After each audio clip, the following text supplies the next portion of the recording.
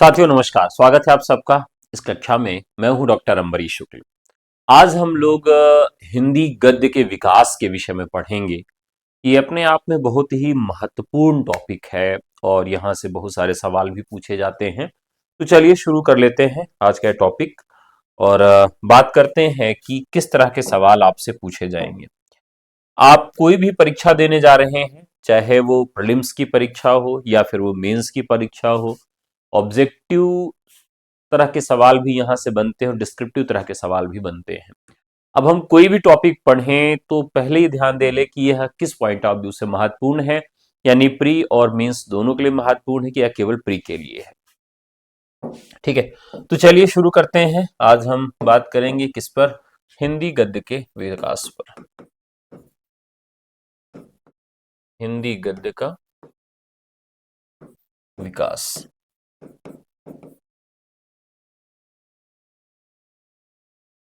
अब हिंदी गद्य का जो विकास हुआ उसका क्रम क्या था, हिंदी गद्य का विकास किस तरीके से होता है, क्या क्या उसके प्रमुख आधार थे, इस पर हम बात भी रखेंगे।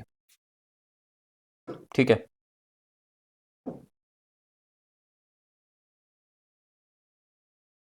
हिंदी गद्य का विकास।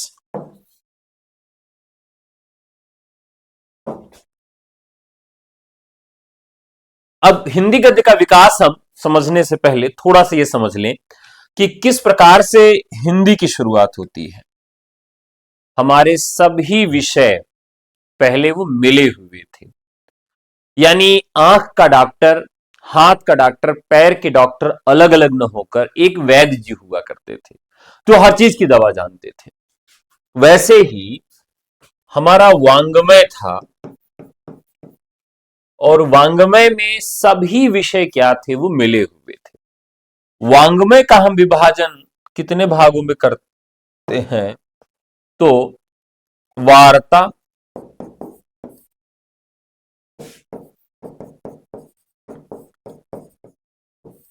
साहित्य और शास्त्र, ये तीन प्रमुख भागों में हम हिंदी साहित्य की शुरुआत पाते हैं या संस्कृत साहित्य की शुरुआत पाते हैं। यानी वांग्मय था और वांग्मय में ही आगे चल के परिवर्तन हुआ, विभाजन हुआ वार्ता, साहित्य और शास्त्र के रूप में। साहित्य में पुनः विभाजन हुआ। साहित्य का विभाजन तीन आधारों पर किया गया। किसके आधार पर? गद्य, पद्य और चंपू के आधार पर। शास्त्र क्या है? तो शास्त्र कुछ नियम है। शास्त्र क्या है? कुछ नियम है। अब उन नियमों में भी क्या हुआ? विभाजन हुआ बाद के दिनों में, जिसको हम, जैसे एक तो काव्य का शास्त्र है, उसको हम काव्य शास्त्र कहते हैं। एक हमारे भाषा का शास्त्र है, उसे हम भाषा का शास्त्र कहते हैं, भाषा शास्त्र कहते हैं। काव्य शास्त्र हो गया, भाषा शास्त्र हो गया। और एक हमारे दर्शन का शास्त्र है, जिसे हम दर्शन शास्त्र कहते हैं। यानी काव्य शास्त्र, भाषा शास्त्र और दर्शन शास्त्र। शास्त्र क्या है? कुल मिलाकर एक नियम है। शास्त्र क्या है? नियम है, एक पद्धति है। साहित्य क्या है? तो साहित्य में जब हम विभाजन करते हैं तो साहित्य में गद्य, पद्य और चंपू तीन भागों में इसका विभाजन कर दिया जाता है। वार्ता क्या है? तो वार्ता का मतलब होता है कि जब हम शब्द की प्रधानता देखें या अर्थ की प्रधानता देखें, ऐसी अवस्थिति को हम वार्ता कहेंगे। चलिए देख लेते हैं। जैसे किसी ने कहा कि हमारे घर में एक बहू आई है और वो पूरे घर को नाको चने चबवा दी है। एक शब्द का एक वाक्य प्रयोग किया गया, नाको चने, नाको चने चबवाना, चबवाना। अब कहा गया कि हमारे घर एक बहू आई है और वो जब से आई है उसने पूरे घर को क्या किया है? नाको चने चबवा दिया है। अब पूरे घर को अगर उसने नाको चने चबवा दिया, अब इसके लिए हम क्या कहेंगे कि भाई बहू आई और उसने कहा कि मैं चने खाने की शौकीन हूं, तो घर वाले उसको चना ला दिए और फिर उसने क्या कहा कि अब पूरा घर जो है वो, चलो मेरे सामने चने को सुड़को। कहां से? नाक से। तो लोगों ने नाक से चनों को सुड़का और फिर गले में गया, गले से फिर उसको खींच के मुंह में लाए, फिर बढ़िया से चबा के सब लोगों ने खाया। सामान्य अवस्थिति में हम इसी प्रकार सोचेंगे कि नाको चने चबाने का मतलब क्या हो जाएगा। यहां पर अगर हम इसका जो आधार बनाएंगे, किसके आधार पर? शब्द के आधार पर बनाएंगे। लेकिन इसमें हम शब्द की प्रधानता नहीं देख रहे हैं, हम किसकी प्रधानता देख रहे हैं? अर्थ की प्रधानता देख रहे हैं। तो जहां पर शब्द की प्रधानता न रखी जाए, जहां पर अर्थ की प्रधानता रखी जाए, वहां पर क्या होता है? वहां पर होती है वार्ता। यानी वहां पर जो बातचीत है उसके अर्थ को निकालकर ही हम भाषा के किसी स्तर तक पहुंचते हैं। अब हम पुनः चलते हैं साहित्य पर। साहित्य क्या है? तो साहित्य है साहित्यस्य भावः साहित्यम, जिसमें सबका हित संभव हो, उसे हम क्या कहते हैं? साहित्य कहते हैं। तो साहित्य का जो विभाजन किया गया तो उसमें गद्य, पद्य और चंपू आया। गद्य साहित्य क्या है? गद्य साहित्य है क्या? अब यहां से हमारी शुरुआत होती है क्लास की। ठीक है, हमारा आज का टॉपिक क्या है? गद्य साहित्य। अब यहां एक चीज हम नोट कर लें कि गद्य किसे कहते हैं। तो गद्य क्या है? चिंतन की छंदमुक्त अभिव्यक्ति,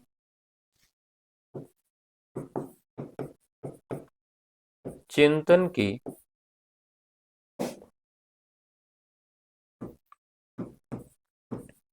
छंद मुक्त अभिव्यक्ति शैली को गद्य कहते हैं।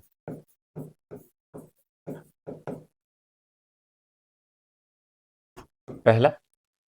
और हम गद्य किसे कह सकते हैं? तो साहित्य के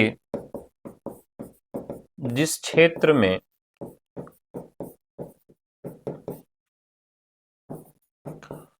विचारों की प्रधानता हो,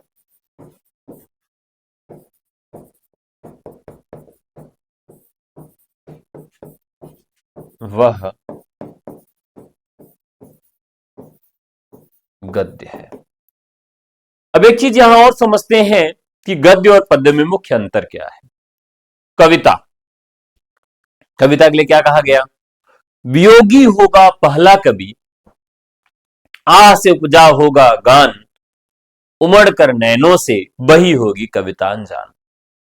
यानी कविता के लिए, लिखने के लिए, समझने के लिए, दोनों के लिए सहृदय होना आवश्यक है।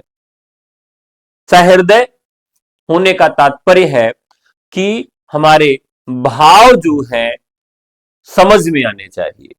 हम अगर किसी के भाव को नहीं समझ पाएंगे तो हम उसके दुख से अपने दुख को कैसे तादात्म्य करवा पाएंगे, उसके सुख से अपने सुख का तादात्म्य हम कैसे करवा पाएंगे। तो साधारणीकरण कब होगा? जब हम उसके दुख की पराकाष्ठा तक पहुंच के महसूस करेंगे।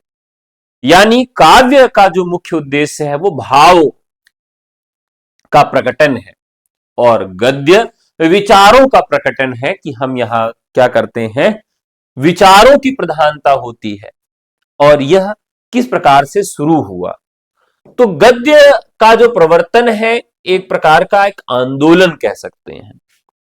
जब छापे खाने इत्यादि की शुरुआत हुई विश्व में तो भाषा जो है वह बहुत तेजी से विकसित होने लगी, उसके रूप भी बदलने लगे।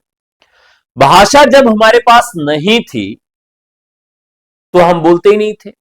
भाषा का विकास हुआ तो भाषा छंदबद्ध तरीके से विचरित हुई। यानी लोग पहले गा गा के बोलते रहे होंगे या इशारे में कुछ ध्वन्यात्मकता रही होगी।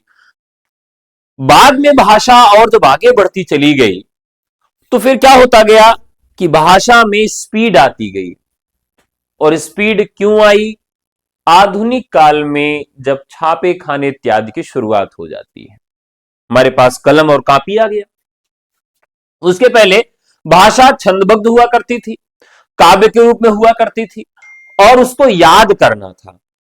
तो भाषा को याद करके रख सकें, भाषा को याद करके रख सकें, इसके लिए काम किया गया कि भाई ऐसा है कि भाषा हम नहीं याद करेंगे तो भूल जाएगी। तो उन्होंने 4 श्लोक याद कर लिए। तो श्लोक कैसे होते थे? छंद में होते थे, उसको गाकर पढ़ा जाता था, गाकर याद किया जाता था, और वो वैसे ही आसान होता था। लेकिन जब हमारे पास लेखन सामग्री का विकास हो गया कि भाषा को अब रट के पीढ़ी दर पीढ़ी आगे नहीं बढ़ाना है, लिख कर पीढ़ी दर पीढ़ी आगे बढ़ाना है, तो धीरे धीरे गद्य का विकास होने लगा। और जब गद्य का विकास होने लगा तो यहां पर हम किसी चीज को लिख कर अगर दूसरे तक पहुंचाएंगे तो भाव नहीं पहुंचा सकते, विचार पहुंचा सकते हैं। भावों तो एक्सप्रेस ही किया जा सकता है। ज्यादातर संभावनाएं कविता को सुनने में जितना आनंद होता है उतना कविता को पढ़ने में आनंद, या कविता को लिखने में उतना आनंद नहीं है, या कविता को पढ़ने में उतना आनंद नहीं है। यानी कविता आनंदित कब करती है? जब आप कविता को सुनते हैं। कविता को पढ़ने में उतना आनंद आपको नहीं मिलेगा। तो यहां पर जो पूरे गद्य का जो विकास हुआ उसके पीछे कारण यह था कि छापे खाने इत्यादि की शुरुआत हो गई, कागज और कलम इत्यादि का विकास हो गया, और भाव की अपेक्षा विचारों की प्रधानता हो गई, जिसकी वजह से गद्य का आविर्भाव होने लगता है। तो छंद तो आप जान गए कि जिसमें छंद होगा वो काव्य होगा, जिसमें छंद नहीं होगा वह गद्य होगा। अब जो इनका विकास हुआ वह कितने खंडों में हुआ? तो 5 कालखंडों में, 5 कालखंडों में हिंदी गद्य का विकास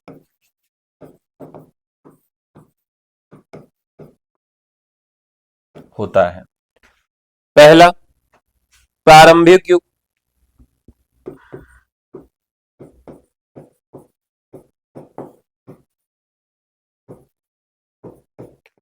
प्रारंभिक युग प्रारंभ से 1400 ईस्वी तक, प्रारंभ से 1400 ईस्वी तक। दूसरा, मध्य युग।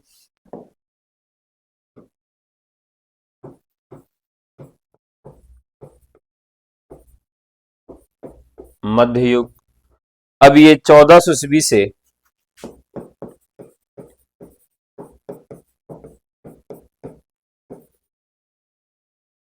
1800 ईस्वी तक। तीसरा,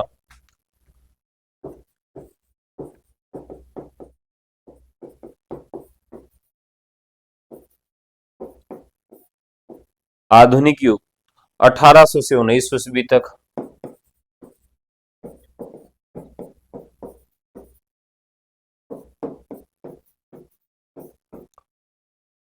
ठीक है।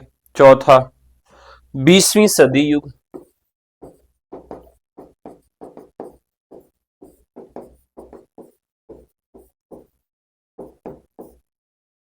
अब ये क्या, 1900 से 2000 ईस्वी तक।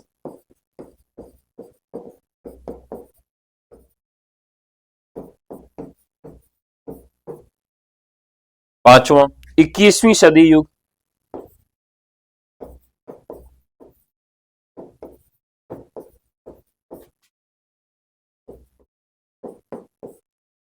दो हजार से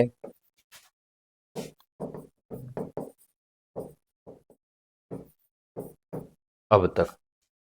यानी अभी जो काल चल रहा है उसे हम 21वीं सदी युग के नाम से जानते हैं। तो ये कब से शुरू होगा?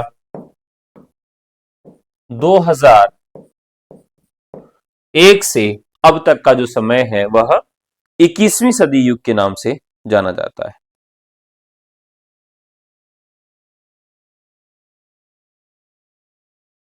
अब हम बात करेंगे प्रारंभिक युग की। किसकी बात करेंगे? प्रारंभिक युग की। प्रारंभिक युग का जो गद्य है उससे एक सवाल पूछा गया एलटी में। तो प्रारंभिक युग में हम भाषा का कौन सा रूप देखेंगे? संस्कृत थी। और संस्कृत में देखें तो गद्य में क्या लिखा जा रहा था? कादंबरी। पूछा भी गया था।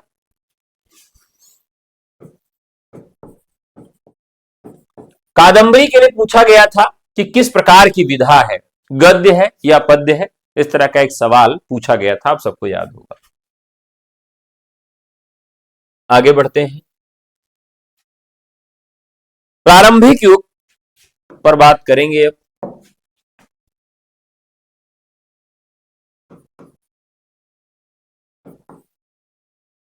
प्रारंभिक युग। अब प्रारंभिक युग का जो समय है वह प्रारंभ से लेकर 14वीं शताब्दी तक का जो समय है, 1400 ईस्वी तक का जो समय है वह प्रारंभिक युग है। और प्रारंभिक युग में भाषाओं का किस तरीके से विकास हुआ? तो भाषा एक सतत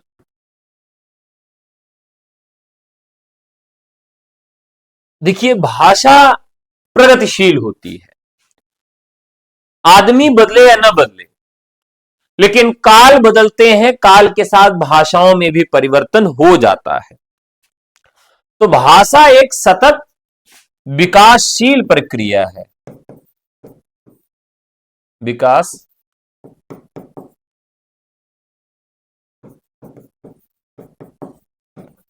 विकासशील प्रक्रिया है। भाषा क्या है? एक सतत विकासशील प्रक्रिया है। इसका विकास किस क्रम में हुआ? संस्कृत, पाली, प्राकृत, अपभ्रंश,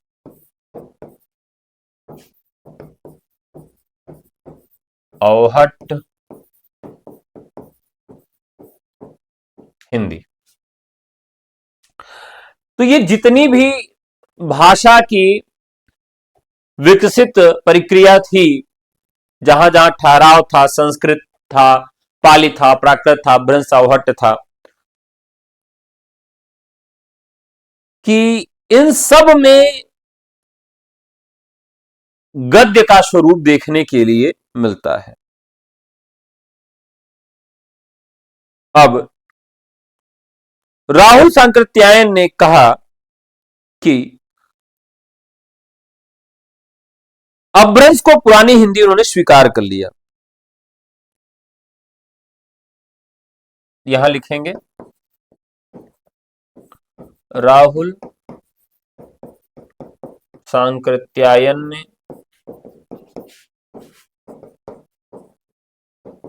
अपभ्रंश को पुरानी हिंदी माना, अतः सिद्धों नाथों के साहित्य अतः सिद्धों नाथों से हिंदी साहित्य की शुरुआत मानी जा सकती है।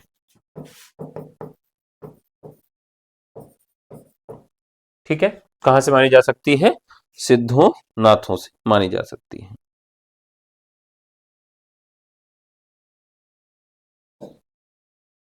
जैसे नाद न बिंदु,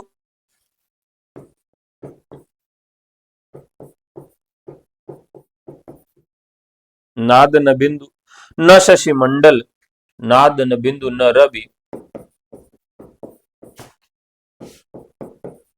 न शशि मंडल, शशि मंडल, चिहराई सबई मृकल,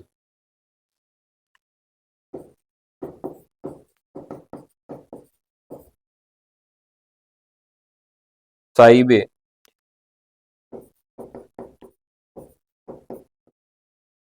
मृकल। अब ये पंक्तियां हम देखें,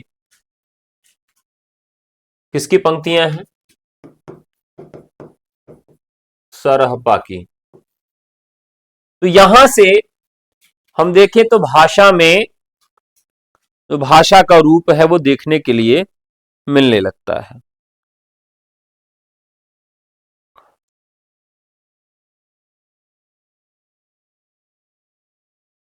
ठीक है।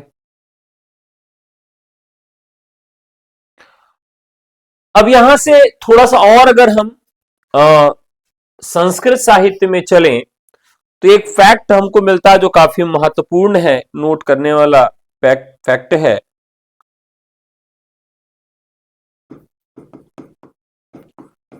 साहित्य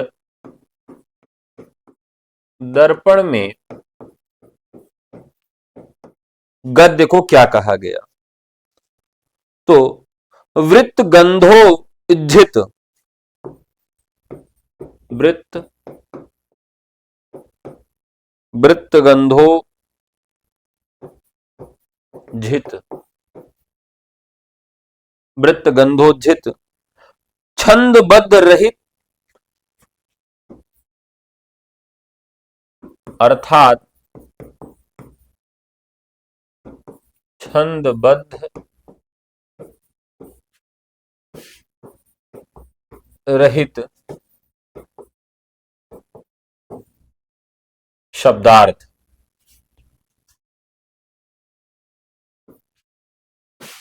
कहा यानी साहित्य दर्पण में वृत्त गंधोज्झित कहा गया और इसके 4 प्रकार बताए गए। इसके 4 प्रकार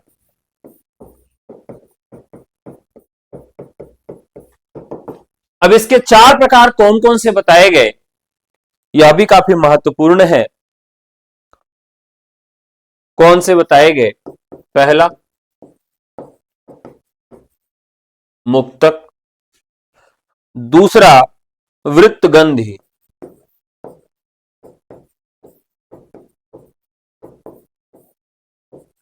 तीसरा उत्कल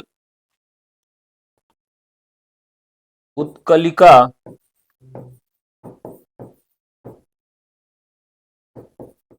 प्राय, चौथा चूर्णक।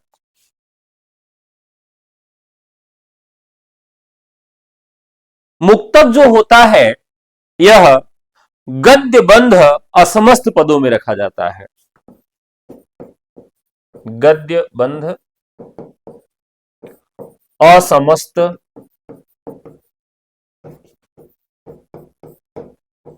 पदों में इसकी रचना की जाती है। वृत्तिगंधी गंध में पंद, बीच बीच में वृत्ति आ जाती है। इसमें बीच बीच में गद्य बंधों में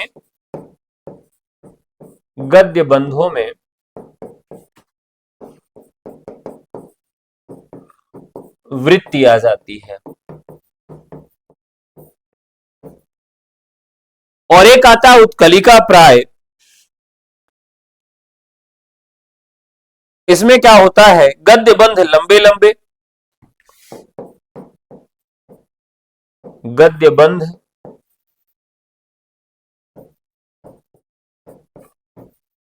लंबे लंबे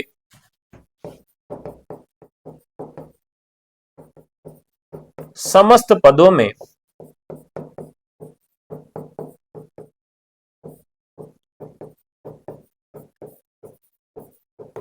गद्य बंध लंबे लंबे समस्त पदों में लिखे जाते हैं। और फिर आता है चूर्णक। गद्य बंध में छोटे छोटे समस्त पद होते हैं। गद्य बंध में छोटे छोटे समस्त पद होते हैं।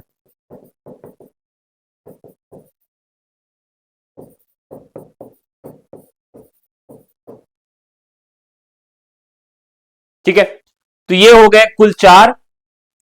वृत्तगंधोज्झित छंदबद्ध रहित शब्दार्थ कहा है किसने? साहित्य दर्पणकार ने। साहित्य दर्पण में गद्य को यह कहा गया है। और ये सब क्या है? चारों उसके भेद हैं, गद्य के भेद हैं। यानी साहित्य दर्पण में गद्य को 4 भागों में विभाजित किया गया है।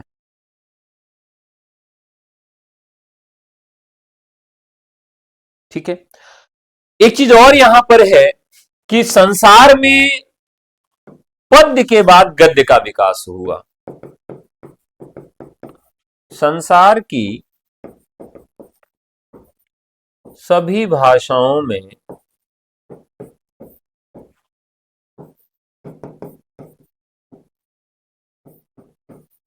पद्य के बाद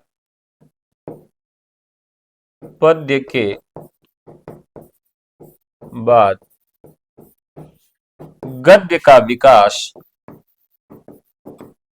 हुआ। अब आप इतना तो समझ गए कि यह गद्य का विकास कैसे हुआ। पद्य का विकास भावना के आधार पर हुआ, भावों की प्रबलता के आधार पर हुआ। और गद्य का विकास जो होता है वह विचारों की प्रबलता के आधार पर होता है। ठीक है, अब आप आगे बात करते हैं। जो हमारा प्रारंभिक युग है, इसमें किस किस व्यक्ति का मिलता है? तो जैन कवियों की चरित काव्यों की भाषा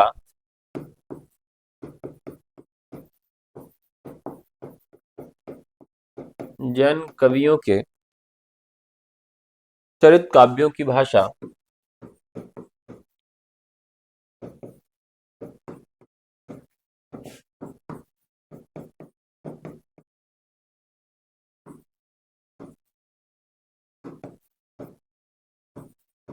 अपभ्रंश है। और अपभ्रंश है जो पश्चिमी हिंदी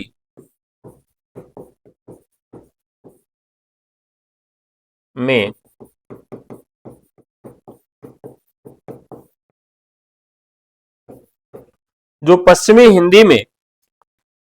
मिश्रित है।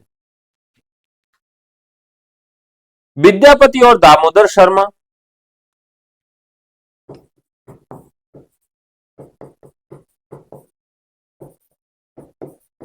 और दामोदर शर्मा की भाषा अवहट युक्त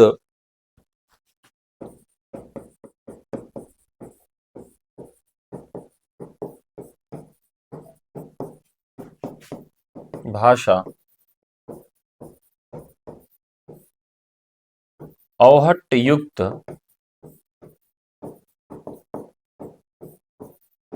पूर्वी है। यानी आदिकाल के पृष्ठभूमि में देखें तो एक तरफ जैन है और एक तरफ विद्यापति और दामोदर है, जो कि पूर्वी और पश्चिमी हिंदियों का रूप इनके यहां देखने के लिए मिलता है।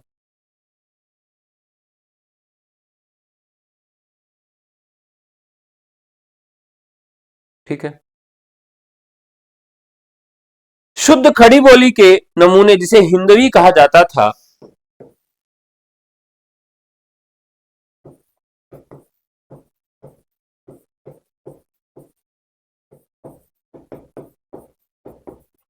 शुद्ध खड़ी बोली के नमूने जिसे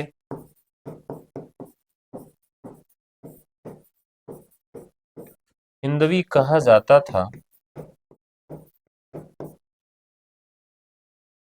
जिसे हिंदवी कहा जाता था, अमीर खुसरो एवं बंदा नवाब गैसूद राज की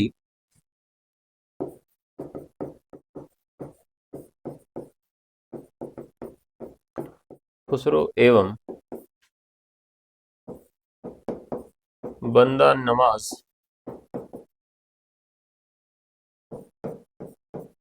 गैसूद राज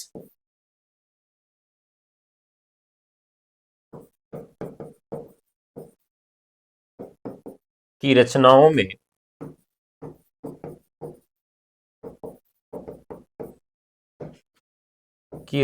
में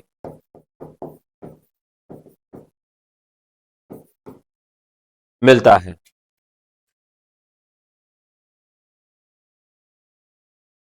जैसे एक थाल मोती से भरा, सबके सिर पर औंधा गिरा।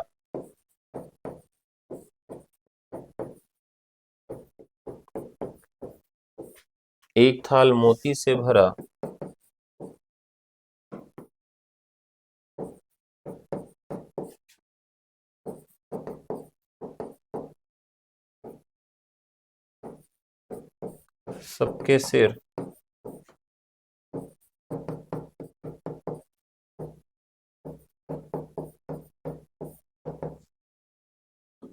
सबके सिर औंधा गिरा।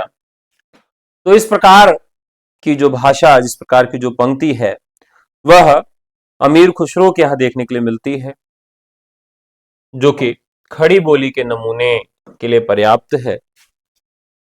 ए भाई सुनो, जे कोई दूध पीवेगा,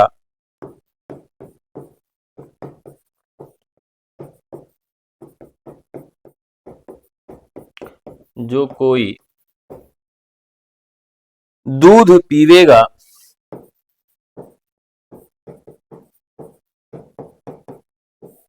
दूध पीवेगा, सो तुम्हारी पैरवी करेगा।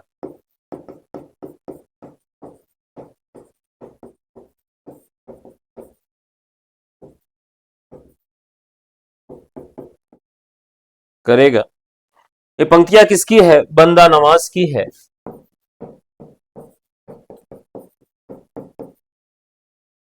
और ये अमीर खुसरो की है।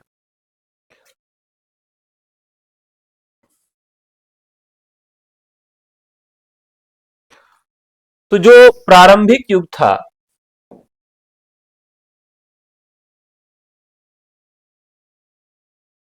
प्रारंभिक हिंदी भाषा का प्रयोग काल था,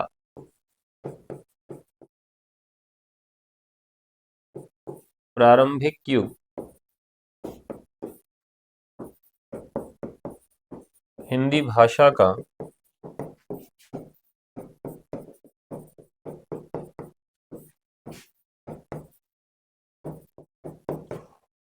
हिंदी भाषा का प्रयोग काल था।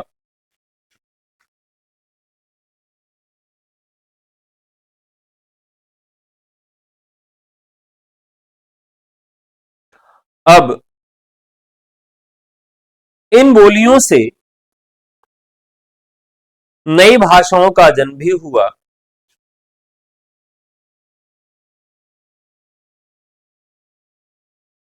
जैसे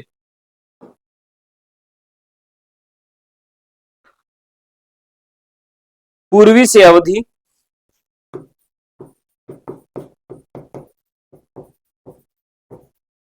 अवधि,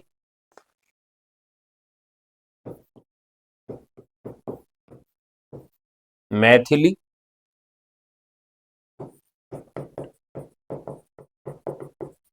राजस्थानी से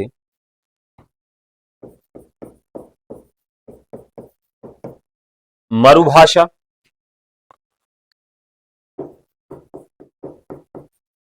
पिंगल से ब्रजभाषा,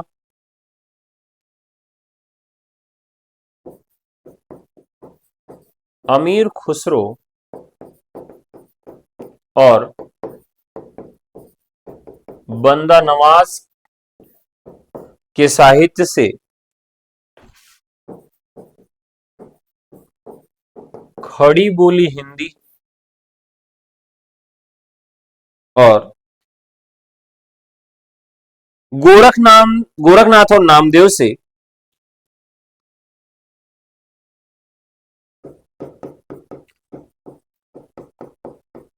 गोरखनाथ नामदेव से मिली जुली बोलियों का विकास हुआ।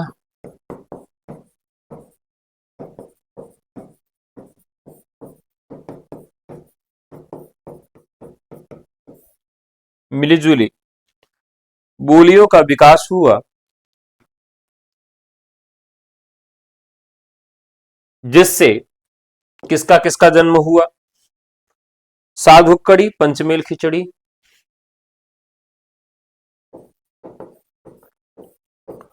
कबीर आदि की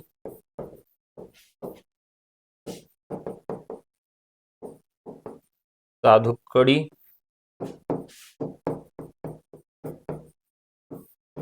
पंचमेल खिचड़ी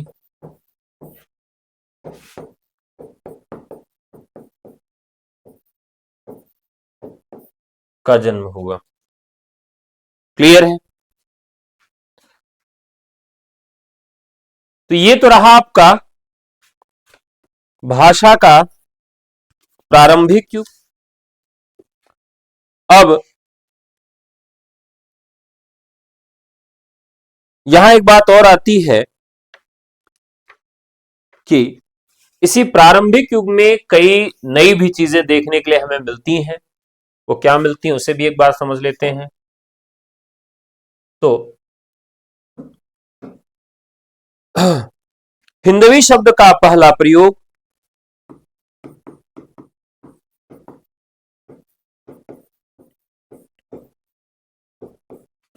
का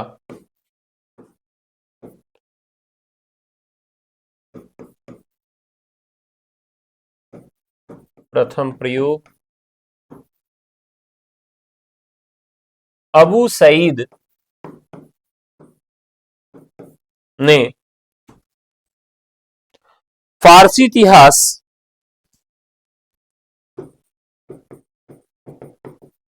फारसी इतिहास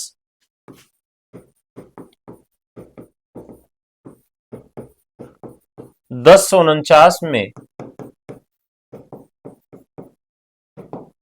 किया। अब देखिए यहां से भी सवाल पूछा जाता है, वस्तुनिष्ठ में भी पूछा जाता है, और जब विस्तृत जवाब लिखेंगे तो वहां पर भी आपको बताना पड़ेगा हिंदवी के विषय में। अमीर खुसरो भी हिंदवी शब्द का प्रयोग करता है।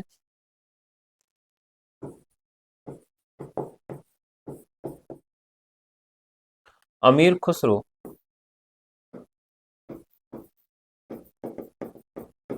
भी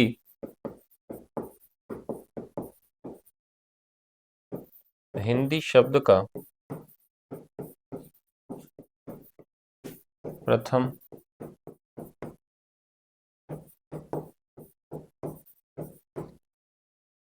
तो प्रथम न लिखिए, यहां प्रयोगकर्ता लिखना है क्योंकि प्रथम नहीं है ये। तुर्क हिंदुस्तानियम मन हिंदवी गोयम। तुर्क हिंदुस्तानियम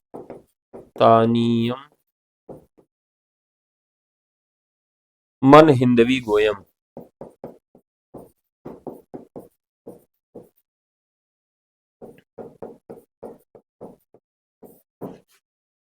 अमीर खुसरो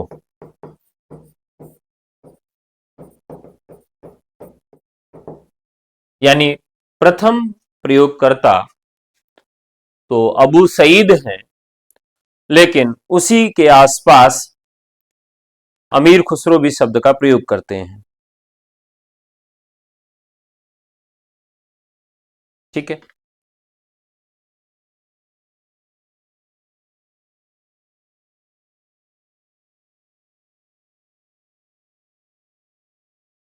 आगे,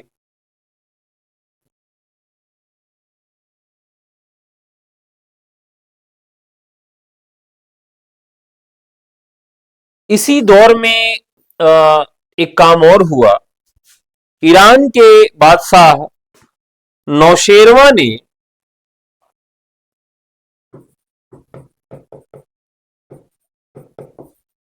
ईरान के बादशाह नौशेरवा ने बजरोया नामक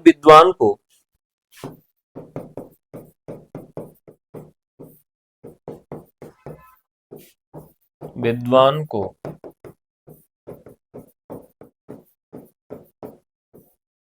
पंचतंत्र का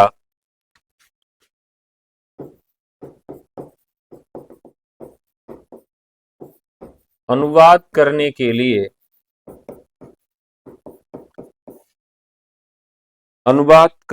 लिए भारत भेजा।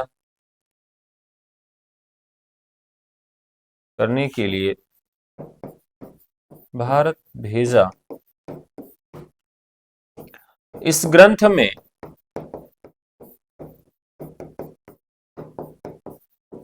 हिंदी को ज़बाने हिंदी कहा गया।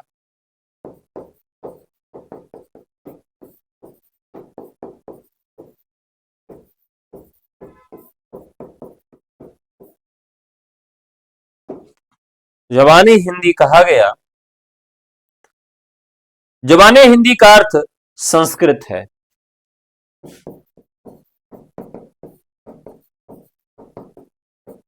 यहां ज़बानी हिंदी का अर्थ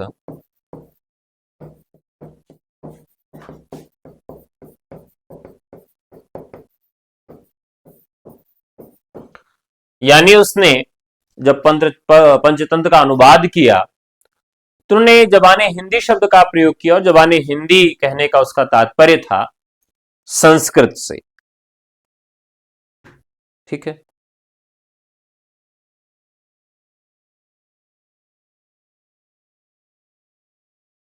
इसी तरीके से भारत में एक व्यक्ति आया, इब्न बतूता। इब्न बतूता पे एक गाना भी बना है, आपने शायद सुना हो। इब्न बतूता बगल में जूता, पहने तो करे चुर, और उसका जो म्यूजिक बना चुर चुर चुर चुर चुर। इब्न बतूता भी भारत आया और उसने भी ये काम किया। रेहला इब्न बतूता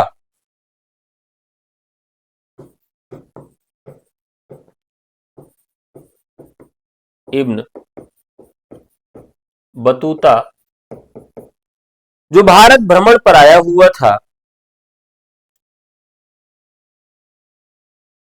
जो भारत भ्रमण पर आया हुआ था,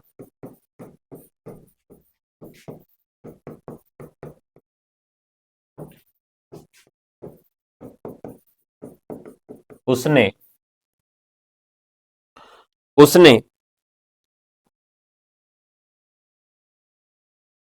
हिंदी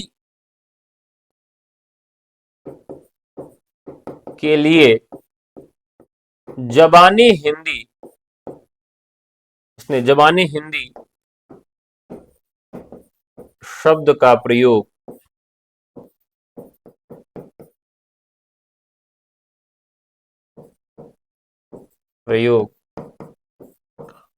भारत में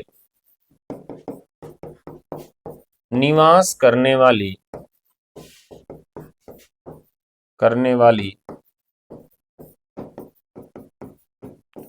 जनता की भाषा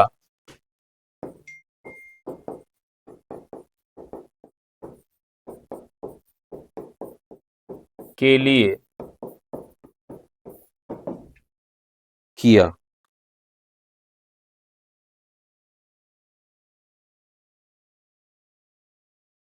ठीक है। तो इब्न बतूता जो है, उन्होंने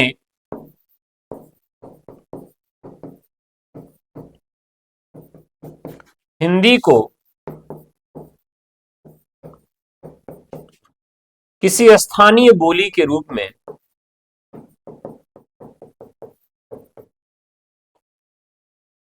किसी स्थानीय बोली के रूप में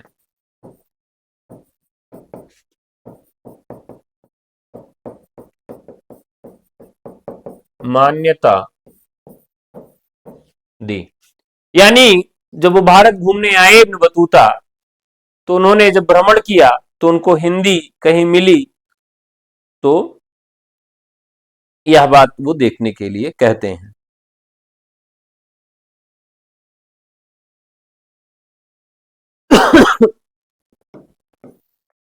इसी तरीके से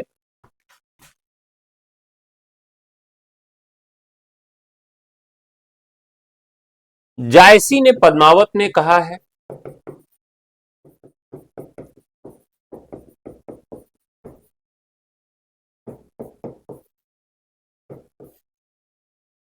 तुर्की अरबी हिंदुई भाषा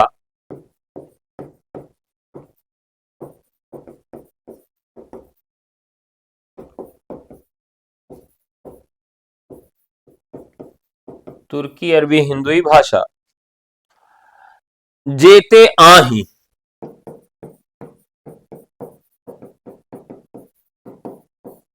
जेते आही जेहि मह मारग प्रेम कर जेहि मह मारग प्रेम कर। अब यहां प्रश्न उठता है कि इन्होंने किस रूप में किया। सबय सराहे ताही,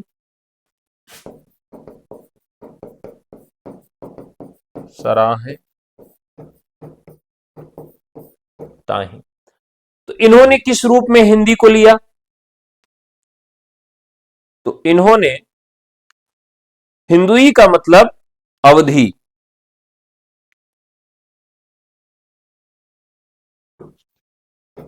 जायसी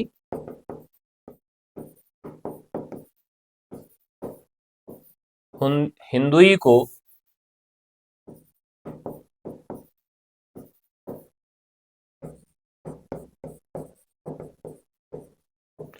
अवधि के लिए प्रयोग करते हैं।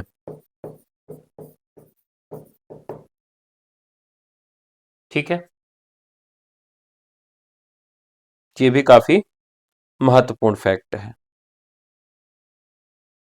इसी तरीके से नूर मोहम्मद भी एक जगह लिखते हैं,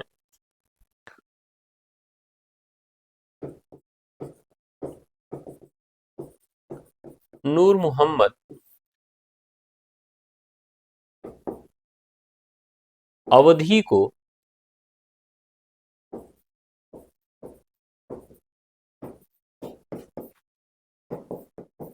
हिंदी कहते हैं। नूर मोहम्मद अवधि को क्या कहते हैं? हिंदी कहते हैं। हिंदू मत पर पाव न राखो,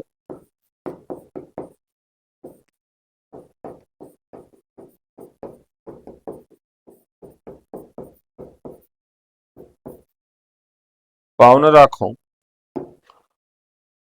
का जो बहुते हिंदी भाखो, का जो बहुते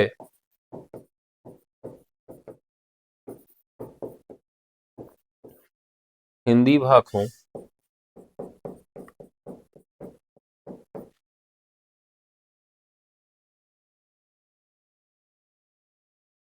तो यहां पर उन्होंने, नूर मोहम्मद ने अवधि को हिंदी कहा है।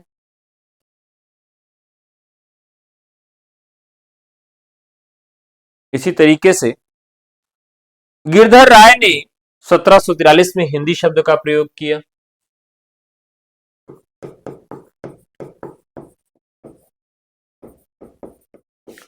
राय ने 1743 में हिंदी शब्द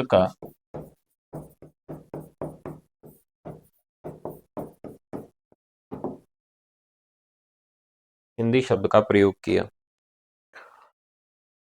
अब तो ये तो क्लियर हो गया है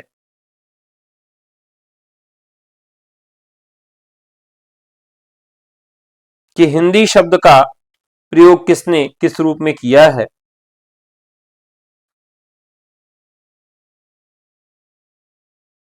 आगे, तो ये तो पहला काल रहा। एक यहां पर कथन महत्वपूर्ण हो जाता है।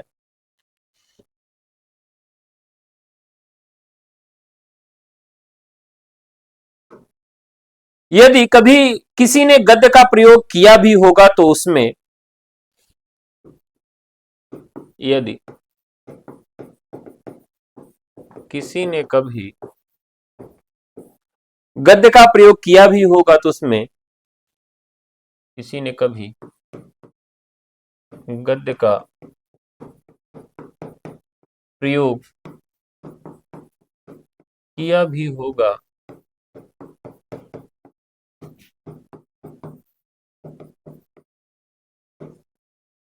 तो उसमें वैचारिक प्रौढ़ता का अभाव रहा होगा।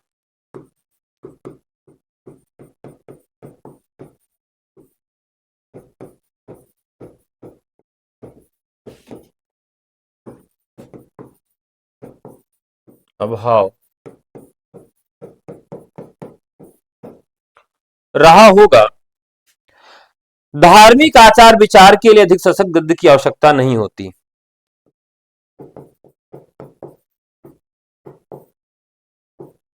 क्योंकि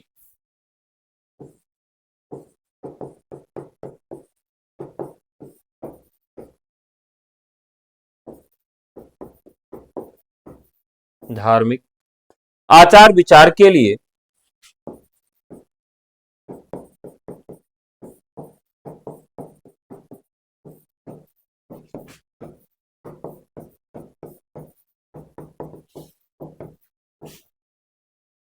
धार्मिक आचार विचार के लिए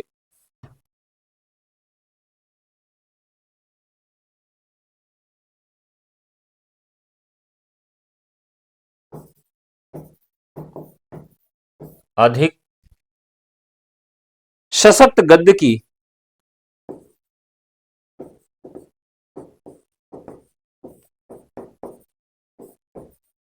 आवश्यकता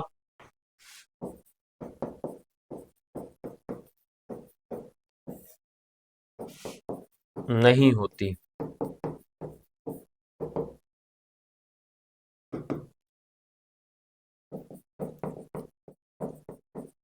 रामचंद्र तिवारी,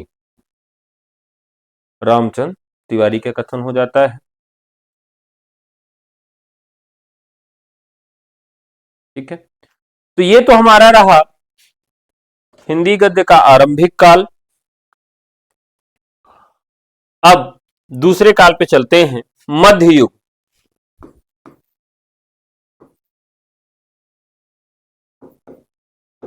मध्ययुग का समय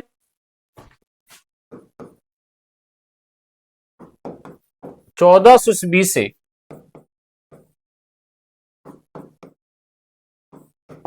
1800 ईस्वी तक का माना जाता है, और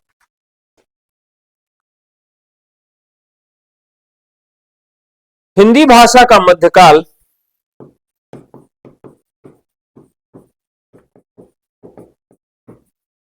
हिंदी भाषा का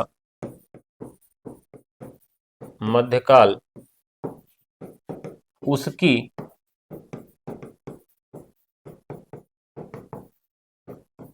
सहभाषाओं का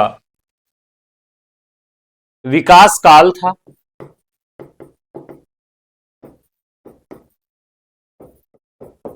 यानी हिंदी के साथ साथ जो उसकी सहभाषाएं थी, जैसे राजस्थानी, ब्रज, अवधी, इन सब का,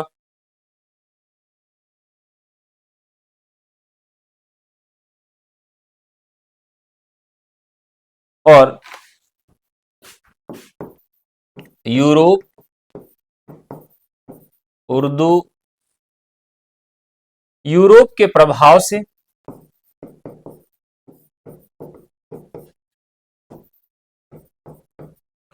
अंग्रेजी, पुर्तगाली एवं इस्लाम के प्रभाव से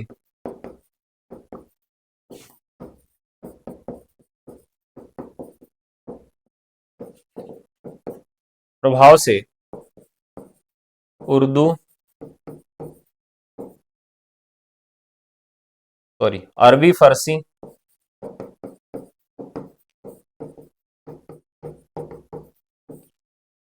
अरबी फारसी का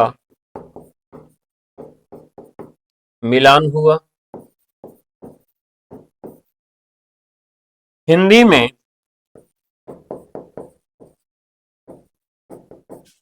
क ख ग ज फ ध्वनियों का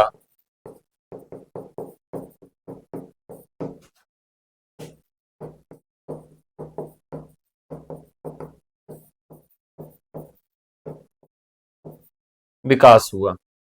यानी अरबी फारसी की वजह से ये 5 ध्वनियां इसी मध्यकाल में ही हिंदी में आके मिल गई।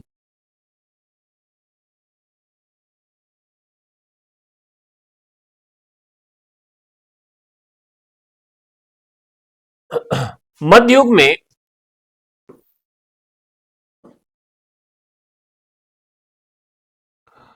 खड़ी बोली हिंदवी का प्रयोग दक्षिण में हुआ।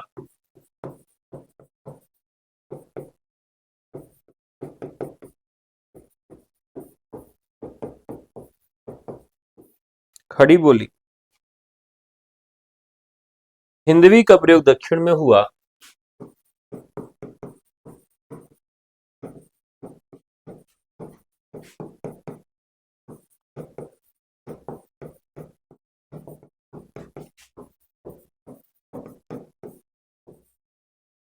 खड़ी बोली हिंदवी का प्रयोग दक्षिण में हुआ, जिसे दक्षिणी हिंदी कहा गया।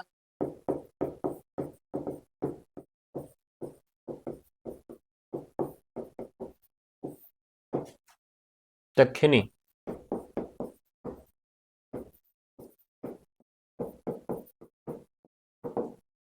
जिसे दक्षिणी हिंदी कहा गया।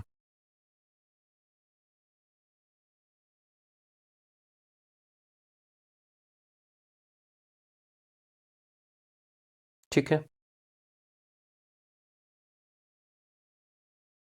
खड़ी बोली हिंदी गद्य का श्री गणेश कहां से हुआ, यह भी एक विचारणीय प्रश्न है। तो उपलब्ध सामग्री के आधार पर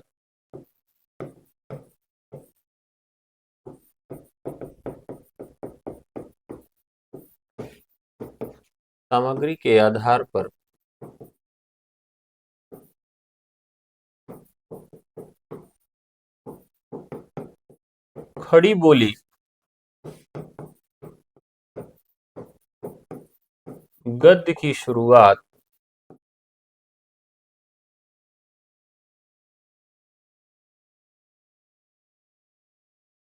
पटियाला के रामप्रसाद निरंजनी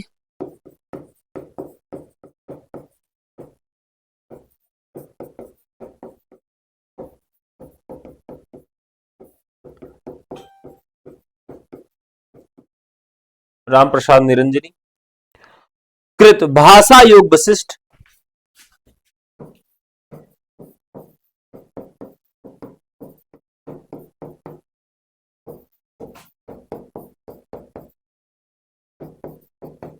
सत्रह सौ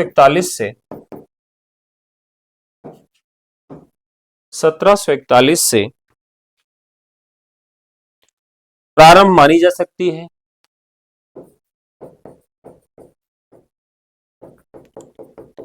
मानी जा सकती है।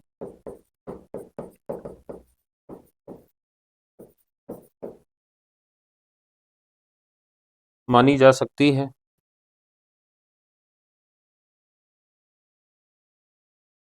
अब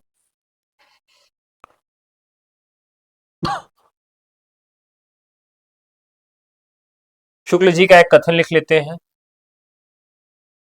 शुक्ल जी लिखते हैं, अब तक की कृतियों में रचना अपने परिष्कृत रूप में दिखाई पड़ती है।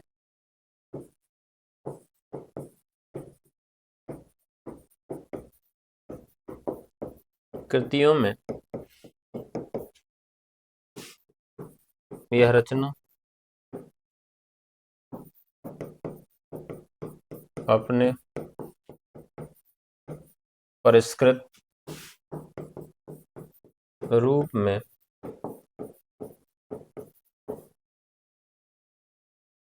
दिखाई पड़ती है।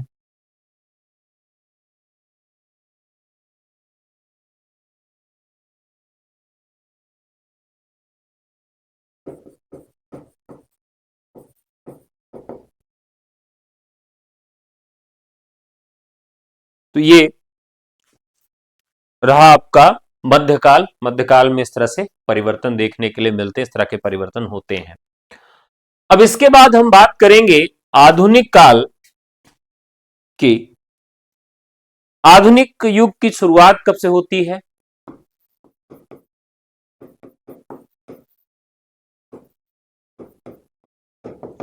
शुरुआत होती है 1800 से 1900 ईस्वी तक।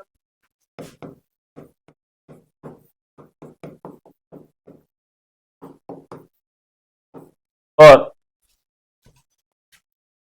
खड़ी बोली हिंदी के विकास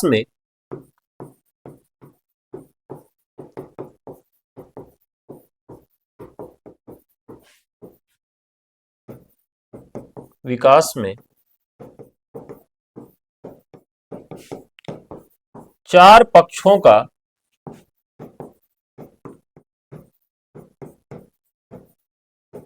प्रमुख योगदान था।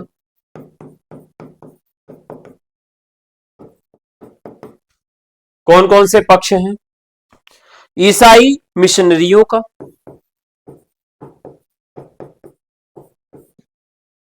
ईसाई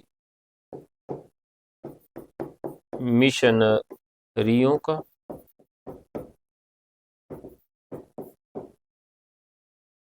फोर्ट विलियम कॉलेज,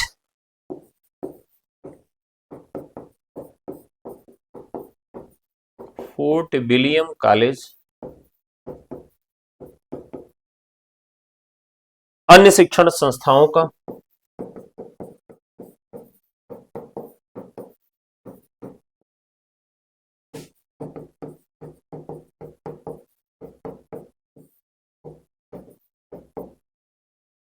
अन्य शिक्षण संस्थाओं का, धार्मिक पुनर्जागरण से जुड़ी संस्थाओं का,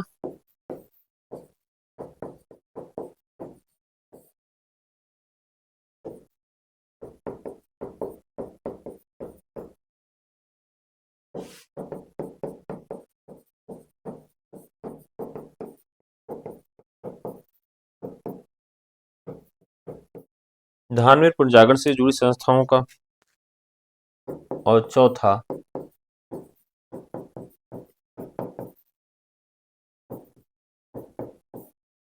भारतीय युग का। तो साथियों, आज की कक्षा यहीं तक।